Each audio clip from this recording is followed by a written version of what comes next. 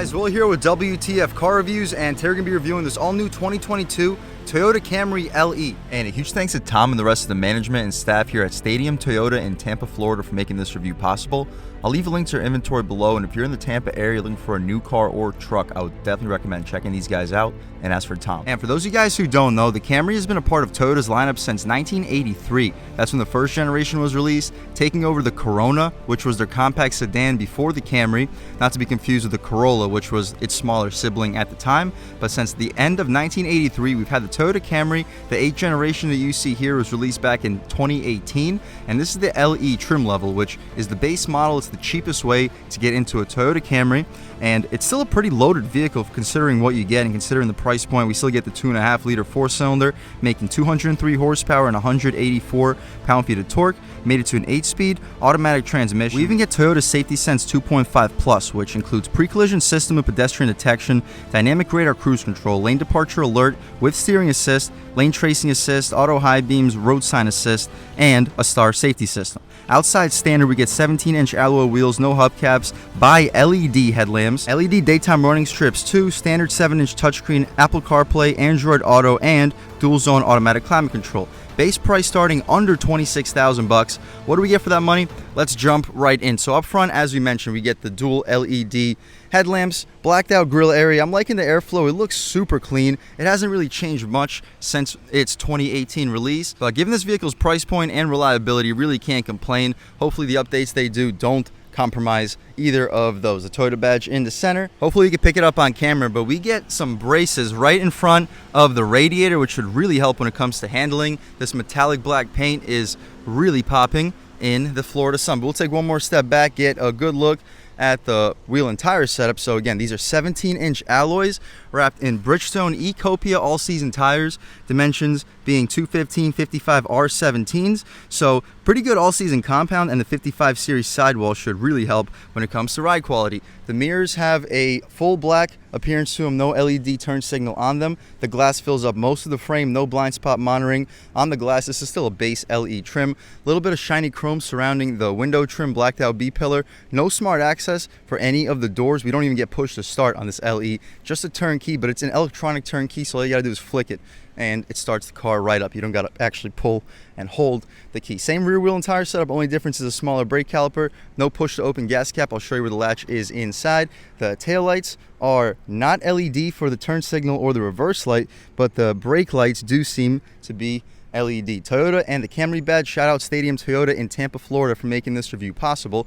LE badge in the corner, exhaust tip in the lower right corner. And speaking of the exhaust tip, let's fire up this 2.5 liter 4-cylinder and hear how she sounds.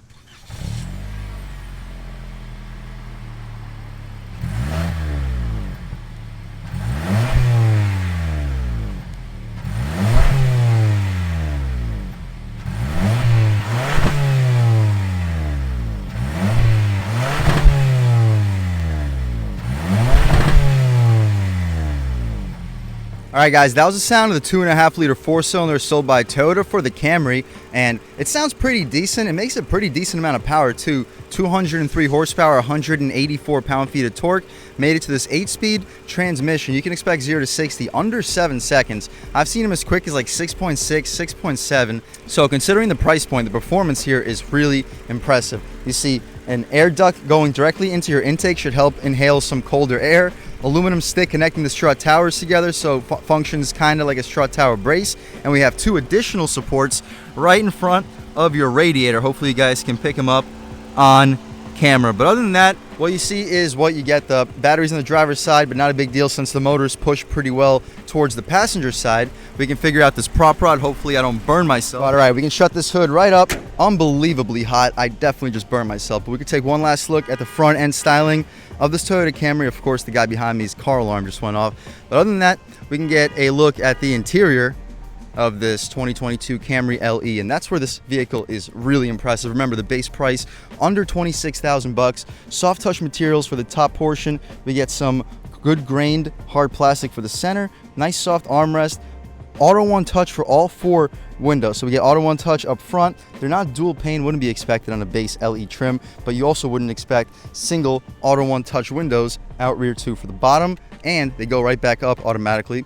as well. The storage is impressive. You're probably not gonna be able to fit a foot long because it's not wide enough, but you'll be able to fit quite a few car accessories. Should be able to fit a 12-ounce water bottle with no problem. Just make sure the lid is tightly closed because it is sideways. The seats, although they're cloth, they're fully adjustable. You get lumbar control, recline, drop, lift, and slide. And the materials are solid too. They're contrasted in material, softer material for where your butt and back will rest. As far as the interior in general, we'll hop inside because I am dying out there. It is so hot. It is 99 degrees. We're in the blaring sun. Good gosh. But first thing we notice is the steering wheel. It's not leather wrapped, unfortunately, but not a big deal because it's still a base model after all. We get a 10-2 bolstering notch. 9.3 feels great in your hands. You get volume adjustments, voice commands. This controls your little infotainment cluster. Return, call settings, forward collision alert, lane departure warning, cruise control settings, mode, AM, FM, and Sirius, and you can skip your songs on the right side. As far as that LCD cluster, right now we're looking at an eco indicator. You can go down, check out a digital speedo, and a blank screen, trip, total, tank, and the eco indicator one more time. You can see your advanced safety features at all times, messages, vehicle settings, and overall settings. So here are all your advanced safety features you can disable if you would like. My personal favorites to look at all times would probably just be this digital speedometer. On the left side, we get about a 6,700 RPM tachometer, maybe even 6,800, Lord knows. Coolant temperature beneath that, 160 for the speedometer, fuel level beneath that.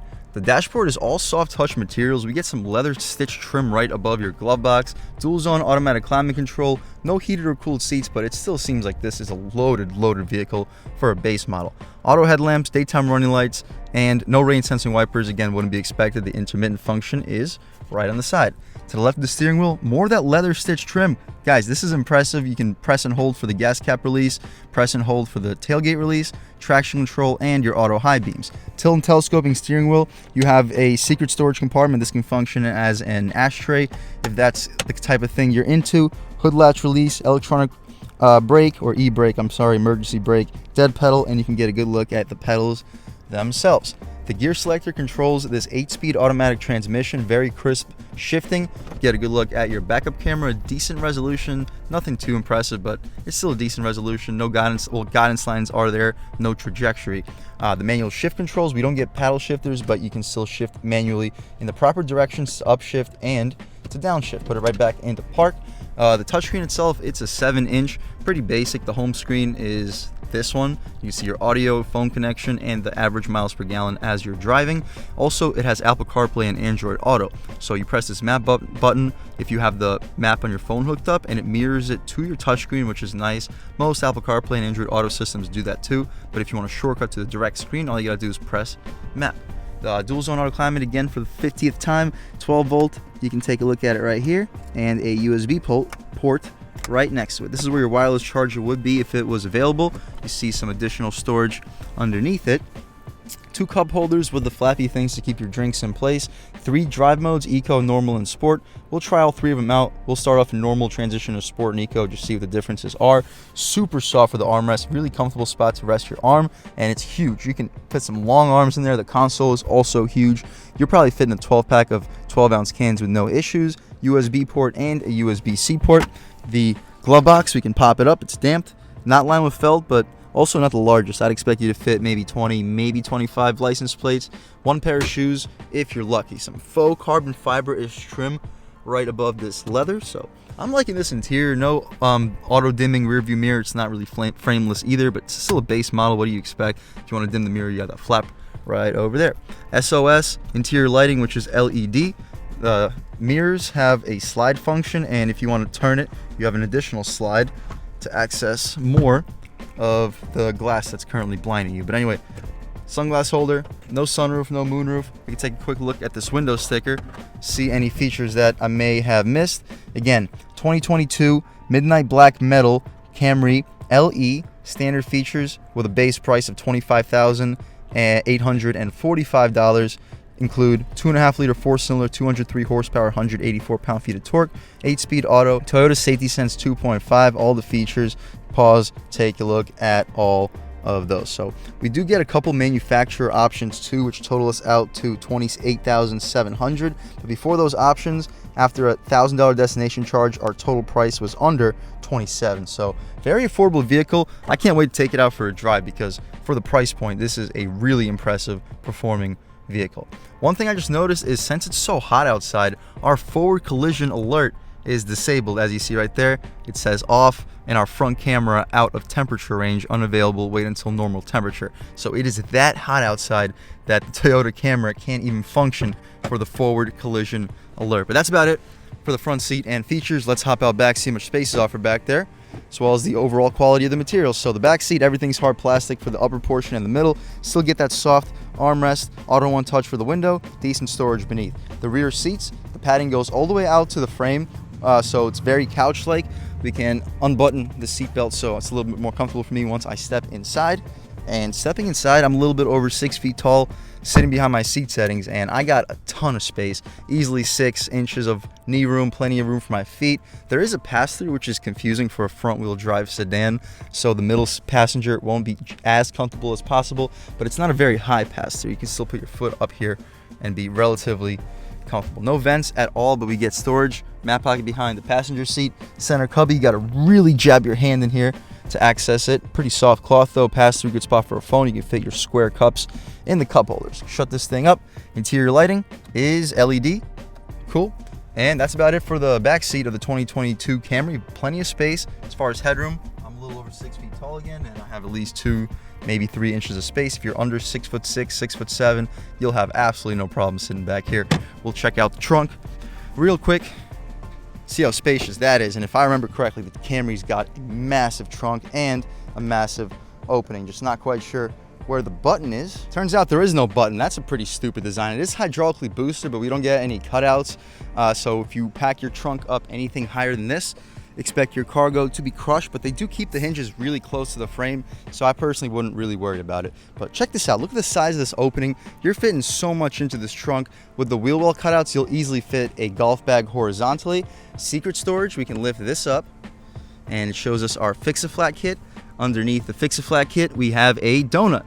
So nice and impressive. We can close this thing all right back up. The seats fall down 60-40 split. Kind of a narrow opening, so I wouldn't expect you to fit much more than like a 50-inch TV, if you can even get that in here. But the trunk itself, you're fitting 3 or 4 golf bags. I used to play baseball. I had the catcher bags. You could probably fit 3 of those, maybe 4 of those in here. Absolutely ludicrous size of a trunk for a mid-size sedan. But that's about it for the inside and outside of this 2022 Camry LE. We'll do one more quick little walk around of the outside. The interior is impressive. The features are impressive. The most impressive part to me so far is the base price. But other than that, let's take this 2022 Camry LE out for a drive. All right, guys, stepping out in the 2022 Camry LE. First thing I notice is the initial acceleration almost feels like a dual clutch. It's like almost waiting for an engagement. I know it's traditional torque converter automatic, but that's just what I noticed originally. But stepping back out a little bit on the gas, I like this 2.5 liter 4-cylinder. We've had the chance to drive it numerous times already, and every time it's a pleasant surprise of just how smooth it is. The power delivery is consistent. It has good low end torque. I know it has only 184 pound-feet of torque, but it feels stronger than that. The 203 horsepower is a very good number for a sedan weighing in around 3,300 pounds. And with the strut tower braces, with the supports in front of the radiator, the handling should be extremely nimble. The steering feels on center. It's not the best weight. We'll try it out in sport real quick. Sport mode, a little bit heavier. Yeah, I like sport mode steering. It feels good. I just wish it got even heavier. If the normal steering was how it is in sport mode, I would prefer it, and then have sport mode give you a little bit more weight than that. But other than that, just cruising along right now. Good torque. Sport mode lets you keep your overdrive gears. It holds the gear a little bit longer, but if you let your foot off the gas for a little bit, you will downshift. We'll try an acceleration off the line now that school bus passed. We don't want to be a bad influence on any children, but complete stop, off the line. Okay, that's a cop, so we're not going to go any further than that. But okay, so it has pretty good pickup down low. It's not the strongest down low, but once you cross about 3,500 RPM, 4,000 RPM, the acceleration is solid. And just cruising along, the ride quality is incredible. The ride quality on the SE that we reviewed was very good, but we had the Sport Tune suspension and the lower profile tires. Here we don't have the Sport Tune suspension, and we have 55 series sidewall, so the ride quality is just fantastic. And remember, $26,000 base price. If I was going with a Toyota Camry, I wouldn't go with a V6. I feel like for that price point, you can get a better vehicle. But if I was going with a Camry, I would be choosing between the LE or the SE. And I think that I would be leaning towards the LE because the SE wasn't all that sporty. It just had a little bit worse ride quality. So might as well get the best of the best when it comes to comfort, because that's really what this car is about. As far as performance on the gas, it gets there. This thing does not feel like a slouch. Very potent feeling 2.5 liter through the turn. It feels sharp. Basically no body roll. The steering feels very nice in sport mode, and just cruising along, yeah, really responsive gas pedal in sport. And you do hold the gear after you downshift. One more time on the gas. Yeah. Guys, this thing can move, throwing it in way faster than we should. No understeer, and the body roll is basically non-existent. Nice. I'm impressed. We'll take it out of sport, throw it into eco mode, see what the differences are. Oh, we immediately downshift the gear. Okay, and guess what? After all this driving, we still haven't cooled off that front camera. The forward collision assist is still unavailable because that's how hot the camera got. Just shows you how toasty it gets down here in Florida sometimes. But taking a step out into this rough road, we'll see how the ride quality is. Eco mode dulls the gas pedal like crazy. This is like half throttle right now. We literally lose most of the gas pedal in eco mode. We'll try that one more time. Here, right here, third throttle. Wow, that's crazy. Watch this in sport mode. Sport mode, third throttle. Hopefully you guys can pick up the difference, and I promise you that was equal gas pedal for both runs. So personally, I would probably keep it in normal mode. So will probably 99% of the customers who buy this car. Normal mode gives you the best balance. If you want better fuel economy, yes, throw it in eco mode. If you live in the city, throw it in eco mode. What could you possibly need sport mode in the city for? To get to 0 to 20 a little bit quicker? Like, come on, it doesn't really matter. So it's still nice to get those modes that dull down the gas pedal, but you'll have the most fun in sport. We're approaching the roundabout. There's a car here, but we should still have more than enough space to do an body roll and U-turn test. Body roll wise, there's like none. That's like ridiculous how little the body roll is. The turning radius is sharp, to be expected, and in eco mode we'll lean into about halfway. Okay. Alright, so in eco mode, half throttle sends you to about 3,500 RPM. In normal mode, it would send you to about 45, and in sport mode, it'll be about 55. So it makes sense. Pretty smart tuning overall. We'll try an acceleration off the line one time in sport mode, and hopefully there won't be a cop coming our way this time, so we'll be able to actually stay on the gas. So sport mode, on the gas. There we go.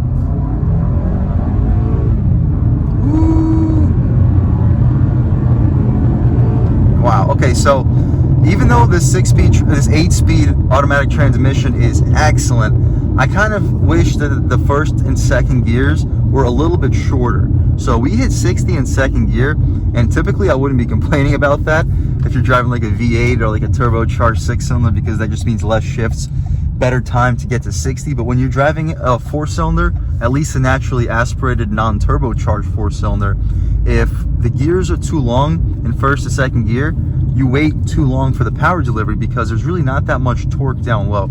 So if we had shorter ratios, maybe hit like 25 in first, 50 in second, and then get to 60 in third gear, the acceleration will feel a little bit snappier. But overall, 0 to 60 times are in the mid to high 6s, maybe 7 seconds if you get a bad launch. So it's a very quick car for the money. We'll try a acceleration with these manual shift controls one time.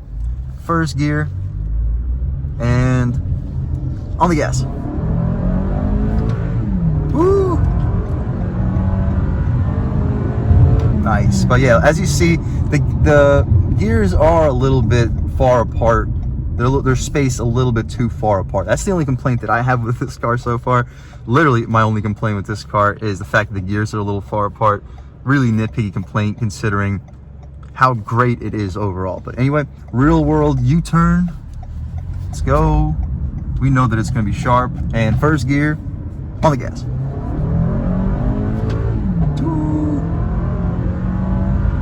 Nice. We have to push it a whole lot farther than that.